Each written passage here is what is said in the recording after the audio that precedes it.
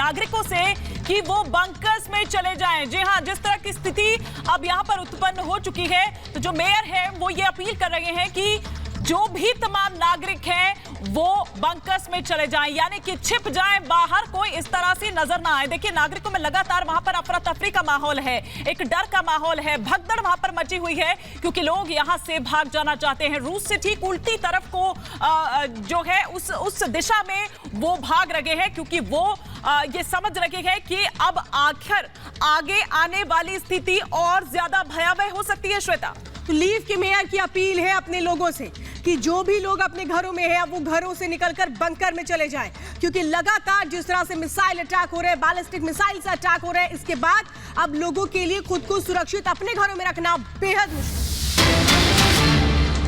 और एक और बड़ी खबर की इस वक्त जानकारी आपको देते हैं। खार्किव में जबरदस्त लड़ाई जारी है, यूक्रेन रूसी सैनिकों में जंग हो रही है। यूक्रेन की सेना का बड़ा दावा यह है कि उसने रूसी सेना को खदेड़ दिया है। बड़ी जानकारी खार्किव से इस वक्त।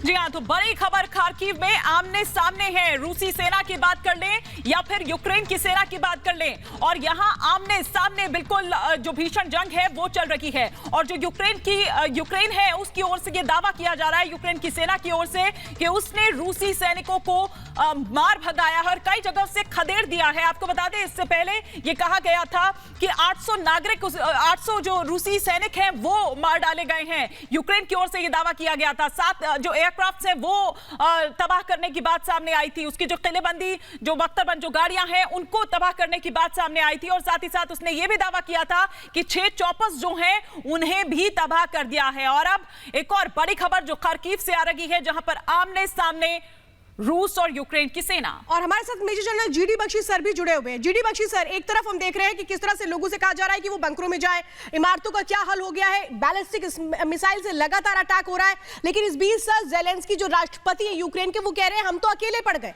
जिस अमेरिका, जिस नाटो के दम पर वो सोच रहे थे कि हम इस जंग में फतेह हासिल कर लेंगे, उन्होंने तो अकेला छोड़ दिया।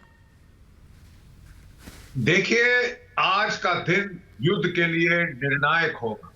जैसे मैंने आपको बताया, कल रूस ने 70 टारगेट स्ट्राइक करी थी, जिसमें से 11 हवाई अड्डे थे, 18 एयर डिफेंस मिसाइल थी। तमाम रडार जो यूक्रेन के हैं वो कल उन्होंने ध्वस्त कर दिए। फिर आंतनोव की हवाई अड्डे पर उन्होंने एयर असॉल्ट किया। उनकी जो 101 I think guards airborne division है वो वहां से लैंड करके अब कीव के जो है आउटस्कर्ट्स पे युद्ध हो रहा है। उन्होंने जो मिनिस्ट्री ऑफ डिफेंस है उस पर प्रिसीजन गाइडेड म्यूनिशन से अटैक किया है। वो शायद ministry of interior, presidential palace और जो पार्लियामेंट है उसको भी टारगेट करेंगे। जमीनी हालात यह है कि बेलारूस से रूस की फौजें तेजी से कीव की ओर बढ़ रही हैं। वो चेर्नोबिल पहुंच चुकी हैं, चेर्नोबिल के आगे निकल चुकी हैं। वो एक और जो ईस्टर्न सिटी है एस्ट जिसका नाम है वहां भी पहुंच चुके हैं, उसके आगे आ रहे हैं। खार्किव में जमकर लड़ाई हो रही है, डॉनबास में जमकर लड़ाई हो रही है। कल रात को उन्होंने ओडेसा की बंदरगाह के आगे जो स्नेक आइलैंड है उस पर हमला किया था। 13 फौजी थे यूक्रेन के वहां। उन्होंने उन्हें आत्मसमर्पण करने को कहा, वो उन्होंने नहीं माने, तो उन्होंने उनको विध्वस्त कर दिया। वो स्नेक आइलैंड पकड़ दिया। खूब बमबारी हो रही है ओडेसा पे।